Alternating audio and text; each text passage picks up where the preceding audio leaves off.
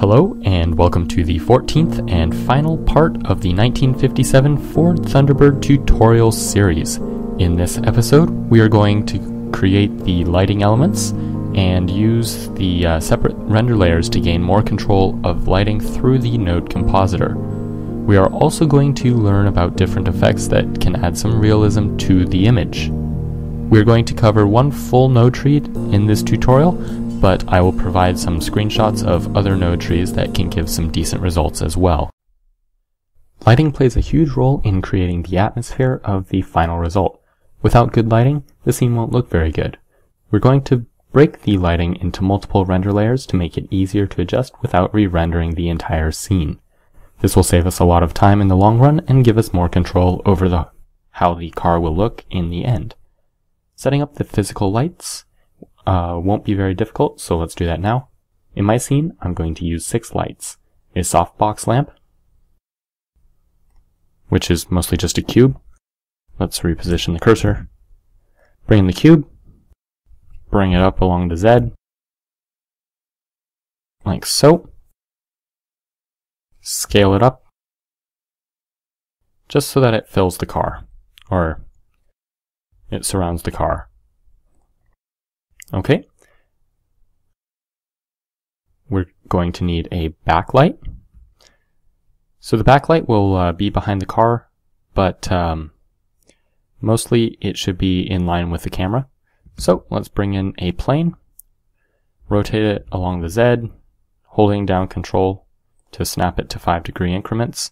Let's rotate it along its local X by 90 degrees. Kind of place it back there.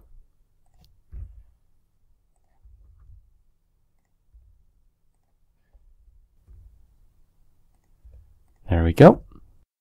Pull this one back.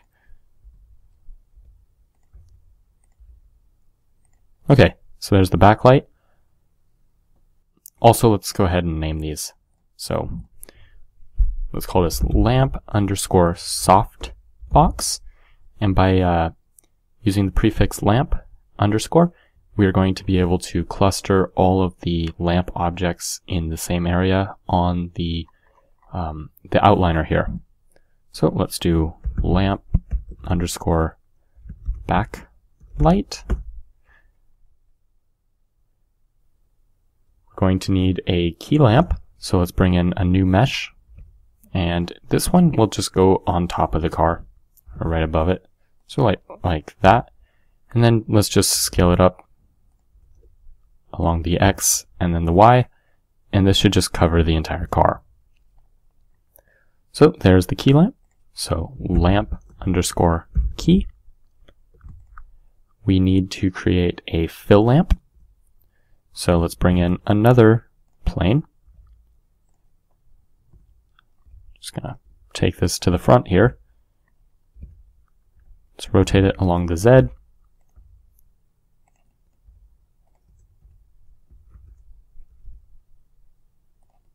And that should be good.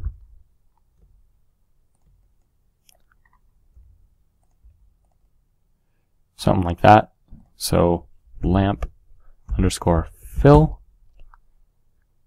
And then we're going to have some lamps in the front here to help bring out the grille and the chrome on the front a little bit more. And then we'll also have a lamp that runs the length of the car. So let's bring in yet another plane. Bring it forward, scale it down.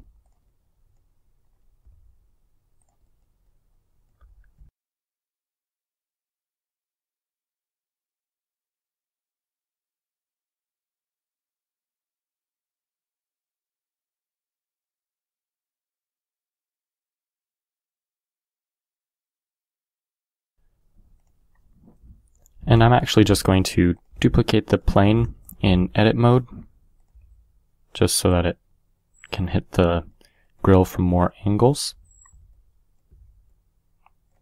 And finally, we just need one more plane. And I'm just going to put it right up there, like so. And let's just scale this along the Y. Nope. until it's the length of the car. Okay. So that's good. Let's call these ones lamp underscore front. Oops. Front. And lamp underscore side. Okay. So before we go any further, obviously this is kind of hard to see what's going on here. So we should change the view of these lamps under the Object Display tab. Change the type to wire, and do this for each lamp.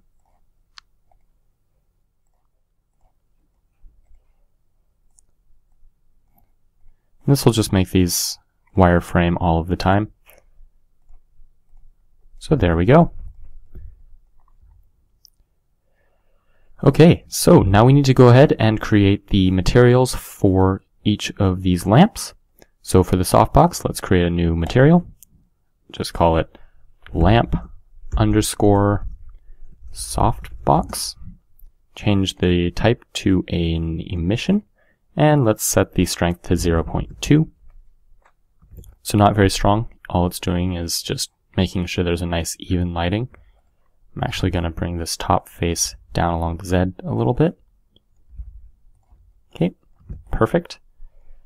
For the key, let's give it a new material, lamp underscore key light. Change the type to an emission and set it to 2.5. Let's do the fill light now.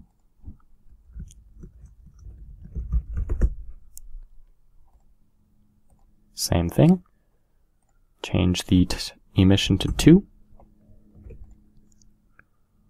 Now we need to do the backlight.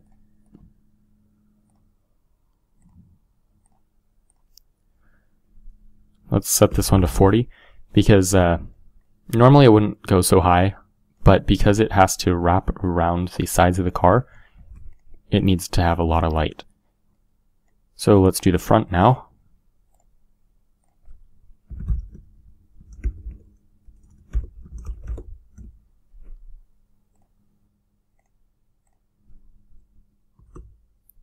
Set that on to 3. And finally, one that goes along the side. Let's do that now. So lamp, side light. Change it to an emission type. Let's go with 1.5. Okay. So, yeah, this is good. Now that we have created all of these, we need to change the display types. So down here under Ray Visibility in the Object tab in the Properties panel, let's go ahead and start changing where these are visible. So for the softbox, all we want to have on is transmission. So what this does is it makes it so that the camera doesn't pick up on the rays, so it's no longer visible. The diffuse doesn't pick up. Pretty much nothing picks up on it. For the key, we want everything except for the camera to pick up on it. For the fill light, we don't want the camera, we don't want glossy, and we don't want shadow. For the backlight, we just want to have the diffuse and the shadow turned on. For the front and side lights, we want everything except for the camera. Okay, so now that we have all of our lights set up, we will be working on the render layers next. We're going to put the lamps on their own render layers now. So the render layers allow us to render each lighting aspect separately, which will give us the ability to control how each light will look in the compositor. I'm going to put the fill and softbox light on the first layer, or the first lighting layer. I tend to put the lights on the bottom rack just to keep things organized. let's go ahead now and put the key lamp on the second. The front lights can go, or the backlight, let's put that on the third. The front lamp on the fourth, and this side lamp on the fifth. Okay, so let's go over to the render tab in the properties panel, and with the layers here, we need to actually create the layers themselves. So let's get rid of this one, or rename it. Let's call it background. This is just going to be the background. Let's create another one, call it key light. Another one, call it softbox. Backlight. Front. And finally, side. Okay, next up we need to tell each render layer what to calculate with each pass. So with the key light, or with the background lamps or layer selected, let's select the second object, so the one with the background object on it, and we also need to tell it what it needs to calculate in the passes. So right now we just need the combined and the ambient occlusion, or AO. Now with the key lamp selected, so that's this one here, we need to make sure that the car is in it and the key lamp layer is in it. With this one, we are going to calculate the combined, the Z, the normal, and the ambient occlusion. With softbox, we need to have the car and the softbox in the same layer. Okay, and with this, we're just going to have it calculate the combined. The backlight should be having the car, and let's see, we want the backlight, which, not that layer, it's right there. Okay, and this is just going to calculate the combined, and now we need layers for both of these. So the car in the front, let's just have it calculate combined. Side is car and the side lamp, and we just need it calculating combined. Before we go about rendering these layers, we should set up the world surface. So in the world surface panel here, let's tick use nodes, and leaving this surface as a background, change the color to mix. Under the first color option, let's set it to sky texture and change the turbidity to 3. Also going to take this and drag it down. Probably can't see what's going on, so let's bring up the preview here. Okay, and under color, let's just change it to RGB. Just RGB. There we go. And let's bump it over, plug out there, and make sure that it's quite dark.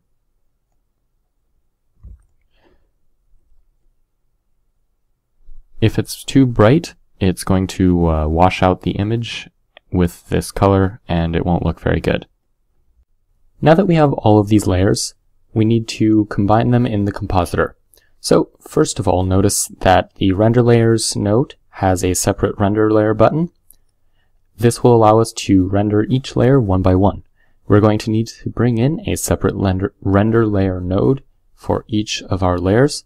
We have 6 layers, so we need 6 render layer nodes. So 1, 2, 3, 4, 5, 6. I'm going to separate this background layer because it's a little bit different than the others. So let's set this one here to key light. Let's move all of these down a little bit. There we go. Softbox, backlight, front, and side layer. Okay, so that's all good now.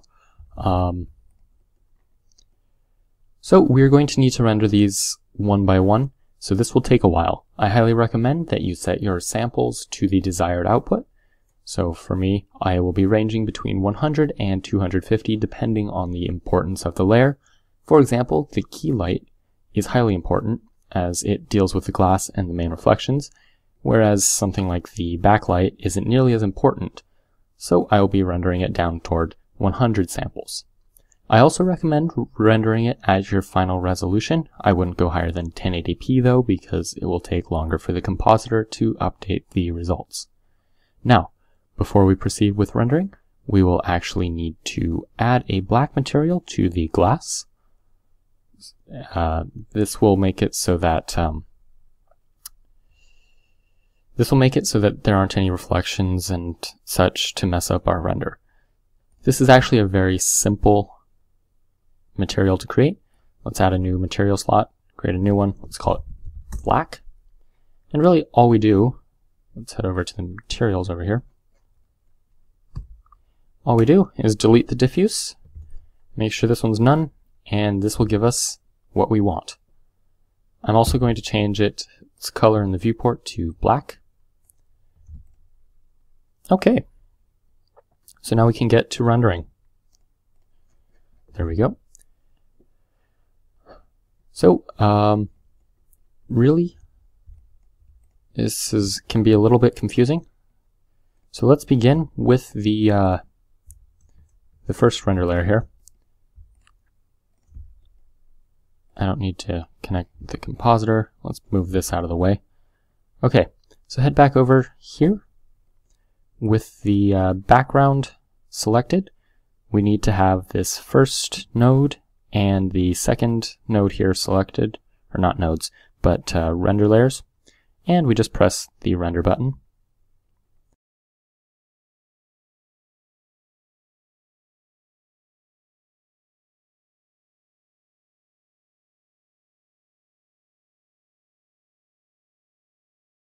Next we're going to render the key light, so select the render layer there.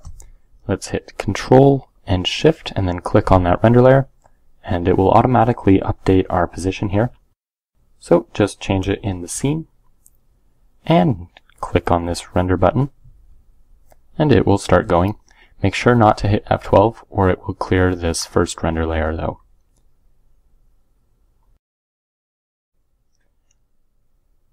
I may have forgotten to mention this before, but in case you haven't already enabled transparent, under the film options, do that now. That way when you're looking here in the compositor and you have it set to this first drawing method, you'll get an image that looks like this. So pretty much anything that has alpha transparency is not there. It's just the car. Okay, so now we need to render the softbox, and this is where we're going to change the material of our glass to the black material.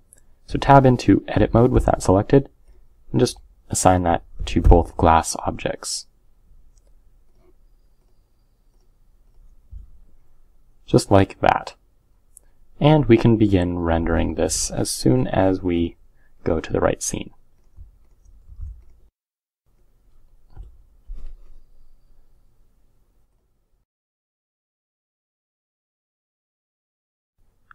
Now we're going to go ahead and render the backlight. So select this render layer node, and let's set this here and there. And I'm going to turn down the render amount to 100, just because we don't need that many samples, and this will save time. Okay, so it's time to render the front lamps. So let's just connect these nodes up here, and head over to the layers. Front. Let's get those front lights in there and render.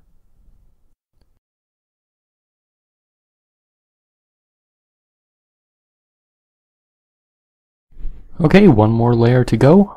Let's disconnect that there, reconnect it there. This is the side layer, or side lamp layer. Should be good. I'm also doing 100 render passes here, or samples here, so it should also be fairly fast. Now that we have all of our render layers rendered properly, we can start combining them in the node editor. Before we do that though, we should save it as a multi-layer EXR file. And this way, if you want to come back to it or Blender crashes, you don't have to re-render the whole thing. So just go Image, Save As, and I'm just going to change the type to Open EXR Multi-Layer. Let's just call it Render. Save it. Blender will then save all of the passes into this file. We don't need that link anymore. Let's go ahead and bring in an image input. Open that up. And see, it has saved all of our layers. So we need to duplicate this guy here 6 times.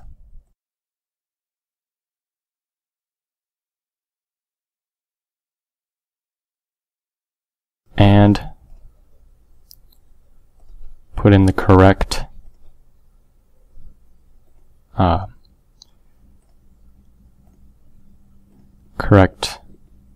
layers.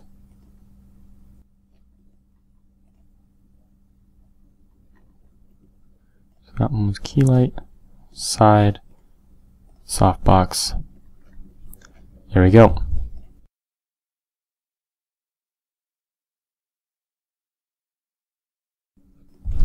Just bring them closer together, like so.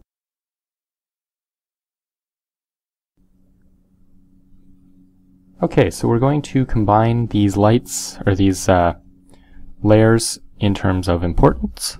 So let's do that now. The key light is the most important, and backlight, these lights can all be down here. Let's bring up the side box a little bit. Okay, so if we plop that in there, this looks pretty good, but it needs to get filled out a little bit more. So let's bring in a node, a mix node,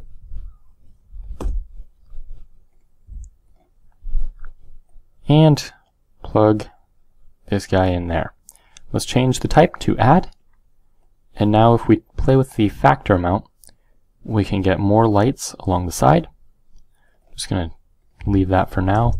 Let's duplicate that again and bring in the front and side lights.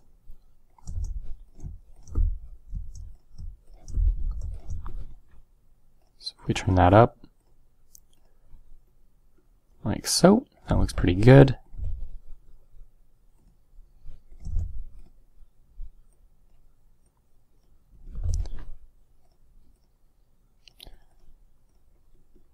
We can play with those. And finally the backlight.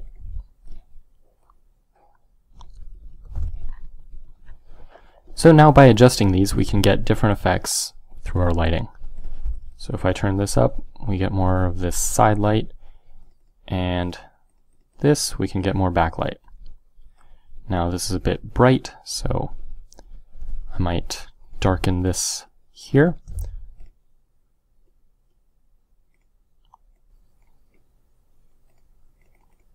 Well, adding won't work, but subtracting will.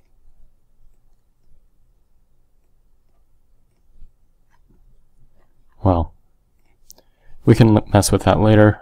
Might switch that to mix. There we go.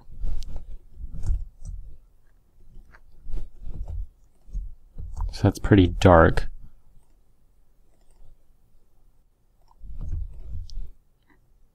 We can bump this. There we go. So that's pretty good. And you can just adjust your lighting using these nodes now. we can still play with the lighting a little bit more, and say you don't like the direction that the lighting is coming from. If we look at the normal here, because we had this key light actually calculate it, we can adjust where the light is coming from. So let's bring in a normal node. No, not a viewer. Normal. There we go. And we just connect normal to normal. We now have control of where the light is coming from. So we can then use this to multiply against the image with black. So bring in a mix node, set the type to multiply, set this guy to black there, and plug the factor into the dot. And then using this, we can actually adjust where the light is coming from.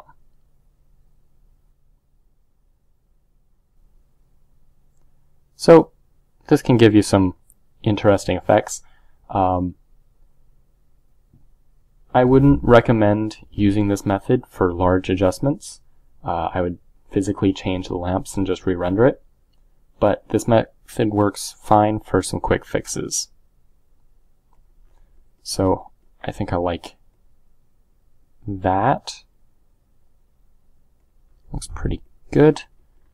And we can continue on with that image.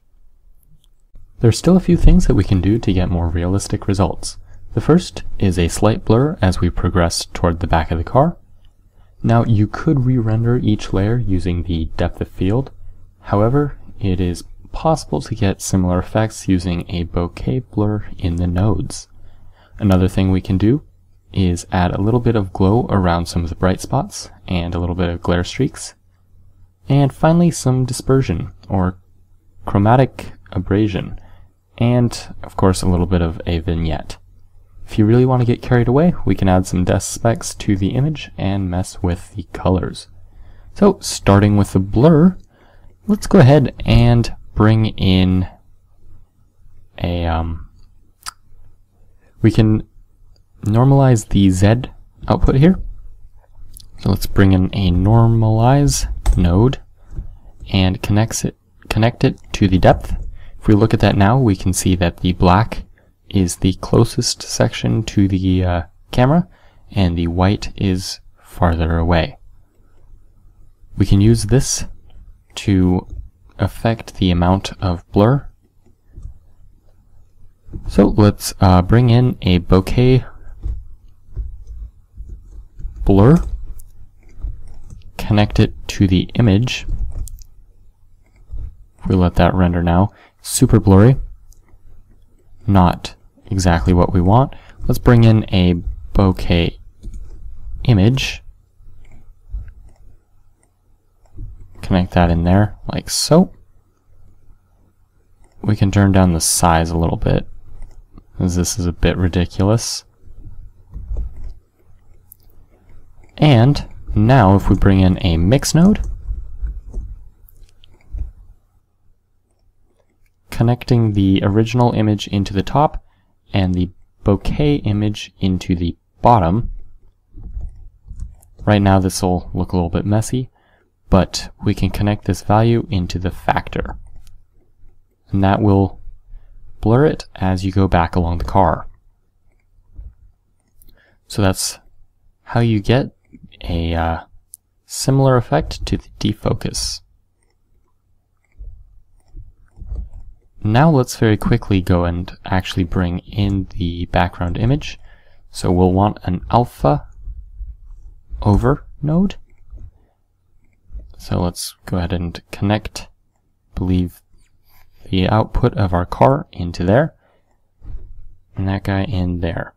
Now if we just connect that up, oops, wrong way around, the car is now sitting in our background, like so. There are still a few more features that we can add to get more realistic results. One of these is actually using the Ambient Occlusion to decrease the or increase the contrast here. It's washed out a little bit right now, so we'll just go ahead and do that now. So that is why we actually rendered the ambient occlusion layers in the background and in the car. We're going to use an alpha over. The bottom goes to the car and the top goes to the background. If we take a look at this right now, you can't really tell what's going on, and that is because we don't have any alpha masking. So, if you still have this one all rendered up, unfortunately the EXR does not actually save the alpha mask, so we're going to have to save this separately. So just connect the compositor output to the alpha channel, and down here it'll show up. Just save that image as alphamask.png. I'm going to go grab that now. So bring in an input image node, open, and get your alpha mask. Just connect that in with the factor. And that will just put the shadow from the background and the shading from the car all onto one. So now we can actually just multiply this. So bring in a mix node, set its type to multiply, connect that there, like so. Actually, I think this one should be on the bottom. There we go. And that's a little bit heavy. Let's decrease it a little bit. So that's looking pretty good. It's no longer as washed out. It's a little bit more, it looks a little bit better now. Okay, so now let's go ahead and actually start working on creating the glare and the streaks and the glow, a vignette, and the dispersion. So first up, let's do the glow. Let's create a new group. Tab into edit mode. Let's call it glow. First thing we do is pull in a glare node. Let's set the type to fog glow. Turn the mix amount to 1.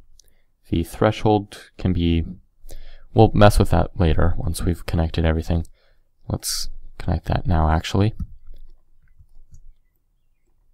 So notice, well, this one isn't too bad, but sometimes you'll get more car than you want in the glow. So let's, if you turn down the threshold, it'll start bumping it up. But that looks pretty good for now. Let's go and grab a color balance.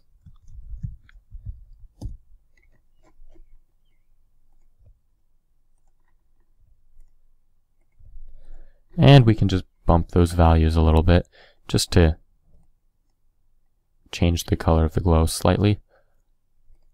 And finally, probably the most important part, is the blur itself. So let's set this to fast Gaussian, change it to relative, and turn it up maybe 25%. Or not quite that high, maybe 10. Or a little bit lower.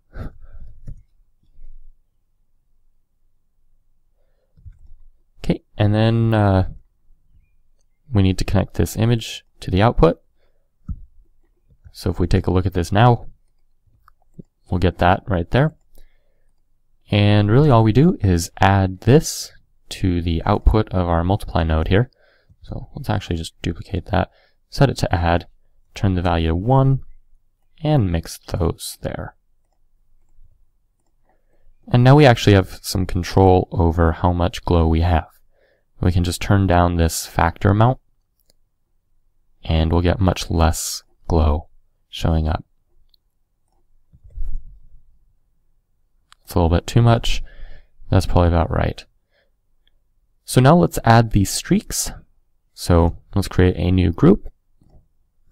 Tab in, call it streaks. Bring in a new glare node. Let's leave it set to streaks. turn the iterations up to 5. This is how many times the computer calculates it. I'm going to change the color modulation to 3. The mix value should be set to 1. Let's actually just connect this up now so that we can see more of what we're doing. So there are quite a few streaks, although it's not as bad as it could be. Threshold should be 1. Yeah. See, if you turn this down, you'll get more streaks. That's actually a lot. Don't want that many. And I'm also going to turn this number of streaks down to 2. So that will just give us horizontal streaking. And finally, I'm just going to turn up the length to 0.916. Just to widen these a little bit. Let's bring in a color balance again. That seems to be getting further away. And we can also bump these values a little bit blue or whatever color you're going for. So just like we did for the glow, let's add that in.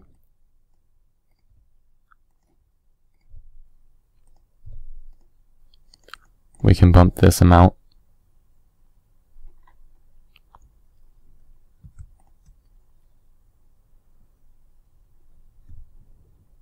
I'm actually going to turn the threshold down a little bit.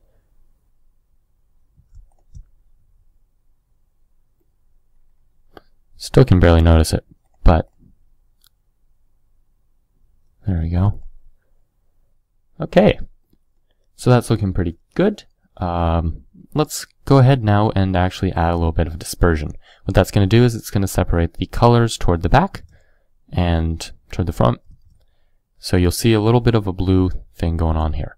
So that should be under Distort, Lens Distortion. If you turn the dispersion up to something like 1, it's pretty crazy. You're going to get a whole bunch of rainbow stuff going on and it won't look very good at all. And if it's fairly low, it will just kind of look a little bit blurry and it'll hurt your eyes a little bit. So I'm actually going to turn this down pretty far to 0.01 and it will just slightly disperse the light. You don't want to go too heavy, it's a really noticeable effect. And finally, let's create a vignette. So create a new group, let's call it vignette. And really, this is just an ellipse mask and a few other nodes. So that should be under matte, ellipse mask. Let's connect, well, if we just directly connect this mask to there, it will give us a value, which isn't quite what we want. So I'm going to bring in the blur filter first, connect that out like so, connect those there. There we go. So if we pop the ellipse mask in between there, it'll be just fine. Let's pop in a viewer node, see what's going on. Turn up the width to, I think 1 should work. And probably about 0.56. Maybe a little bit lower. Set the type to multiply. So you get a black ring around here. And what I want to do is I actually want to turn the whole inside here white. So let's go grab a math node.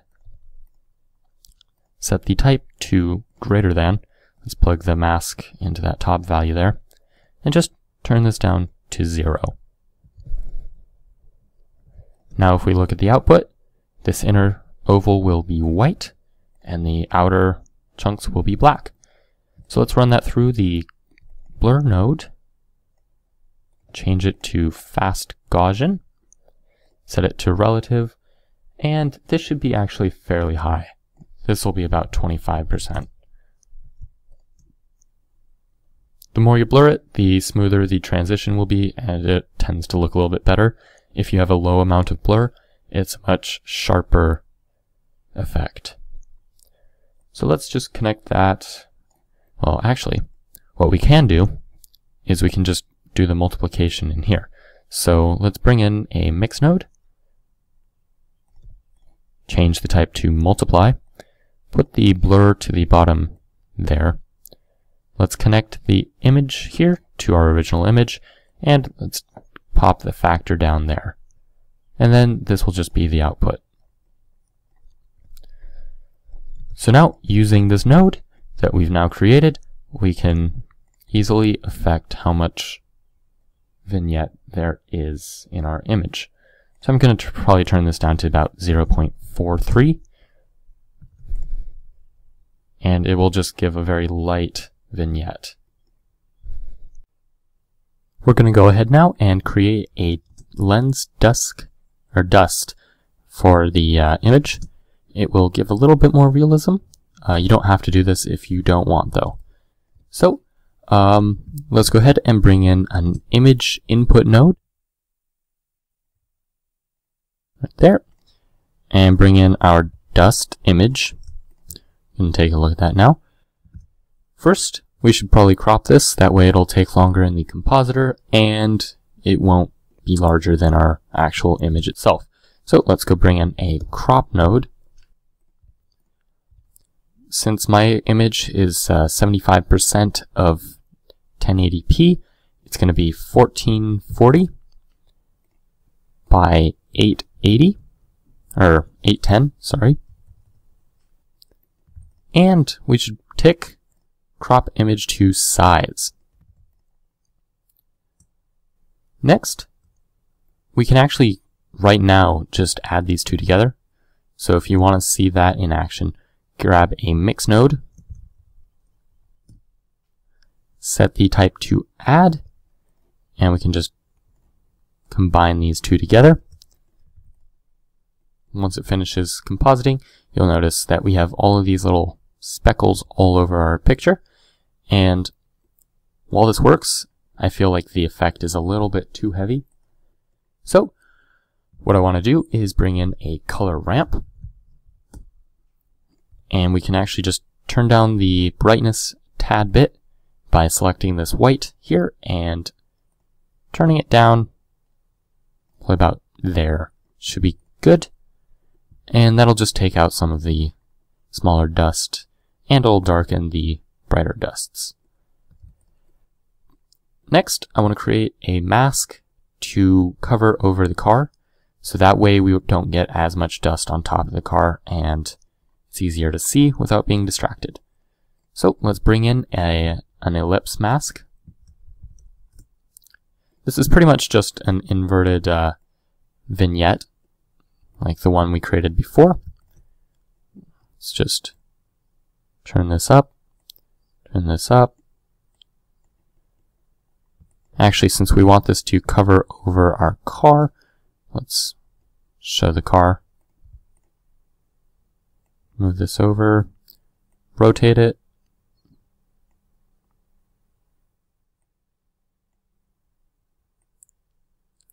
Like so. That should be good. Okay, let's just plug that in there. And now let's go grab a greater than. So a math node. Set it to greater than. And just let's turn this down to 0. There are a couple of specks with nothing in it, but that's okay for now. We need to actually invert this, because what we're doing right now is we're creating the factor. And right now, all of the dust is now going to be on top of the car, and none of it will be on the background, which is the opposite of what we want. So let's bring in the inverter. So now all of the dust is going to be on the outside and nothing on top of the car. This still isn't quite what we want. So first, you notice that there is a huge line around our mask. Let's correct this by using a blur node and setting it to fast Gaussian. And let's just turn it up to about 110 by 110. This will just blur this line right here. Probably noticed that already a bit. Now, I don't want it to completely have no dirt on the car, because obviously if there's a lot of dust over here, there's going to be some dust on top of the car. So let's bring in another mix node, and we can mix the color with white. And if we turn this down, if we look at our mask right now, we can see that as we play with these colors, it gets darker and brighter. The brighter it is, the more dust there will be. So that's looking pretty decent right now. There is a decreased amount of dust on top of the car, and that is what we want. And right now there does look like there's a little bit too much dust, so I'm just going to bring in another mix node, set this bottom image to black, and if we turn down, we should turn this down a little bit, because what it's going to do is it's going to make the mask approach black. So that is looking pretty good for right now. That is how we create a dust mask and put some dust flecks on top of our picture. This concludes the final episode in the 1957 Ford Thunderbird tutorial series. I hope that you've enjoyed it and learned something about modeling and rendering. If you enjoyed this tutorial, please like it and subscribe to BlenderWiz if you haven't already. If you have suggestions for future tutorials or suggestions to make these ones better, please let me know in the comment section. Thank you for watching.